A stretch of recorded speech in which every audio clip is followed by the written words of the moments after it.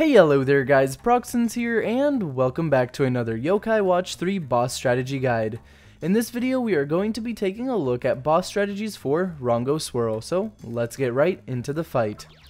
So this boss follows a theme of weather type attacks, and the attacks that it's going to use are somewhat complex because of the way they work with one another. So its main attack involves creating storms on the different spaces on the battlefield, and it can create these storms in two ways, either by creating a storm on one space or on three spaces. The more complex part of these storm attacks is that the boss is able to create them in relatively quick succession, so avoiding them becomes a bit complicated. The best way to avoid them is to notice where the storms are being created initially, and to try to move your yokai around those areas. If you end up in an area with a storm, try to move out of there as quickly as possible, since the storms will manage to do a lot of damage to you. One more special attack that the boss is going to use involves it launching a lightning orb at one of the spots on the battlefield. This is going to prevent that one spot from being moved through, which means you have to be quite a bit more careful when traveling around the battlefield in order to avoid the other attacks. The final special attack of the boss involves it targeting the entire battlefield with a crazy lightning style attack that's super powerful. This attack is also one that will only show up once the boss reaches a certain level of HP. Depending on the strength and HP of your yokai, some of them may be able to survive, but I'm not really sure if there's a way you can easily avoid this attack. As long as you have some yokai left in your backup 3, then you should be able to get through this last little bit of HP that the boss is going to have, so I wish you the best of luck if you do encounter this.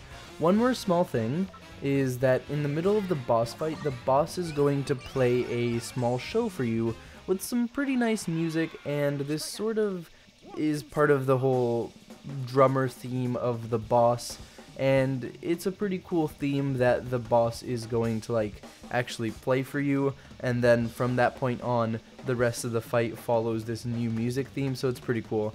And that's basically all you need to know about this boss, so enjoy the full boss fight.